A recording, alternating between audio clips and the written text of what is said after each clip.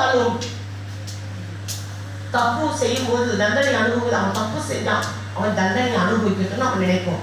ஆனா கர்த்தர் அப்படி கிடையாது. அவன் தண்டிக்கப்பட சூழ்நிலையில ஒரு தண்டனை அனுபவிக்கும் போது நம்ம இடத்துல வரும்போது நம்ம சேர்த்துக் கொள்ள மாட்டோம். நீ செஞ்சு தப்பு தான் தண்டனை போய் எடுத்த வர தள்ளி விடுவோம்.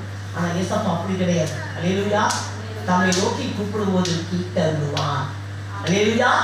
எத்தனை பிரச்சனை எத்தனை போராட்டம் வந்தாலும் அநேக நேசரோடு நீ நேசித்தனை பண்ணினாலும் நீ இடத்துல திரும்பு, நான் உன்னை சேர்த்துக் கொள்வேன்.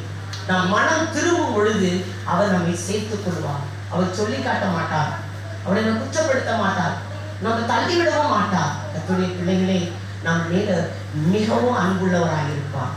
அல்லேலூயா. எத்தனை சூழ்நிலை நம் மனசு தோண்டு போவதற்கு இடம் கொடுக்க கூடாது. எல்லா சூழ்நிலையும் சர்வ வல்லவர் நம்ம கூட இருக்கிறார்.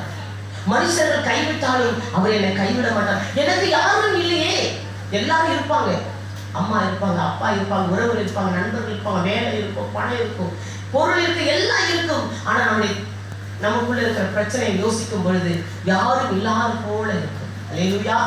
யாருக்கு உண்மையான அன்பு கிடைக்காது. யாரும் இல்லாத ஒரு தனிமரமா இருக்கிற மாதிரி நம்ம உணர்வோம். யார் இருந்தும் யாராலும் ஒரு நன்மை நமக்கு வராது.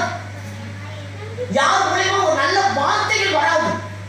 நம்மளை தேற்றுவதற்கு வார்த்தைகள் வராது. நம்மளை இன்னும் புண்படுத்தக்கூடிய வார்த்தைகள் தான் நம்மை தேடி வரும். அந்த சூழ்நிலையில கூட ஏசப்பா என் கூட இருக்கிறார். அல்லேலூயா. யார் இருந்தாலும் இல்லை, யார் இல்லாட்டாலும் இல்லை, என் கூட என்னை படைத்தவர், இந்த உலகத்துக்கு என்னை கொண்டு வந்தவர், எனக்காக சிலுவையில மரித்தவர், எனக்காக அடக்கம் பண்ணப்பட்ட என் ஆண்டவர் இயேசு என் கூட இருக்கிறார். அல்லேலூயா. என் கூட இருக்கிறார் என்ற ஒரு நம்பிக்கையை நாம் இழந்து விடக்கூடாது. அல்லேலூயா. அவர் இருக்கிறார், அவர் என் கூட இருக்கிறார். நான் நடந்து போனா என் கூட நடந்து வராது, நான் தூங்கினா என் கூட இருக்கிறார். அல்லேலூயா.